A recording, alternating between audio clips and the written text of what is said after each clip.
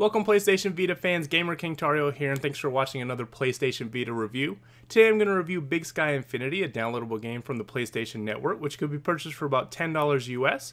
I believe it's free for PlayStation Plus members in Europe, and is a cross-buy title worldwide for the PlayStation 3. Big Sky Infinity is a dual analog side-scrolling space shooter. It's a port of a PC game released earlier this year, and the hook of the game is that unlike normal dual analog shooters, this game features randomly generated levels and enemies. This means you could start a brand new game and your first enemy will be a boss, or you could go ages without seeing certain types of enemies. More importantly than the random enemies, the game features difficulty escalations as you play. So in the middle of a round, all of a sudden everything can get much faster and much tougher seemingly out of the blue. To be honest, when I first started playing, I hated this feature. To me, there was always something noble about a set level, a set formula of a game. There's a sense of progression and working your way past an area, and the only way a leaderboard means anything is if everyone's playing on a level playing field.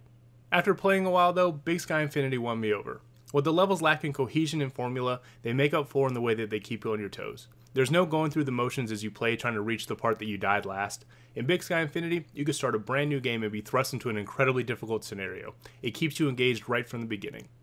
The mechanics of the game are very simple. You use the left control stick to move your ship, the right stick to attack, and you can activate the right trigger to drill, which you'll need to move through planets and perform a special move. The gameplay is a bit shallow, but it's still very fun.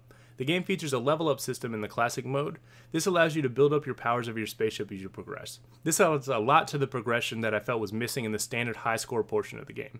As you destroy enemies, they'll drop stardust, which you can collect, and this is an in-game currency that you can use to upgrade your ship. Big Sky Infinity features a wide variety of modes. Even though these are just different variations of the same game, they do serve a purpose. Say you don't like boss fights and you just want some high-speed action. There's a mode for that. Or vice versa, you can fight a game that you only do boss fights. Only have 2 minutes to play? There's a mode for that also. The amount of modes lets you find just the right gameplay and difficulty for anyone who picks up the title. The game does feature a multiplayer component, though the Vita is limited to challenge matches. You can challenge a friend or the universe to beat your score on a certain game mode.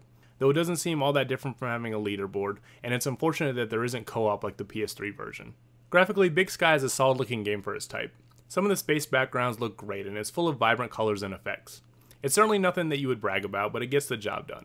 Though on the Vita the game has some considerable frame rate issues. When there's a lot of items on the screen, or even more pronounced when the game decides it wants to completely change colors for effect, the game can slow down to an absolute crawl. Dying during this time can be infuriating, especially if you have a high score going.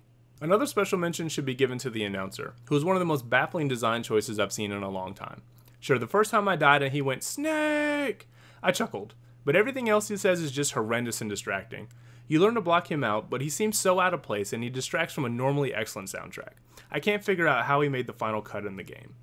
Overall, Big Sky Infinity and I got off on the wrong foot. I wasn't overly impressed with anything it did and I found it to be pretty generic.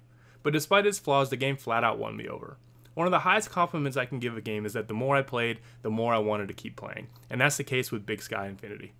Some may want to wait and see if it becomes free for all PlayStation Plus members, or at least a discount given. But regardless, Big Sky Infinity is a fine addition to anyone's Vita library.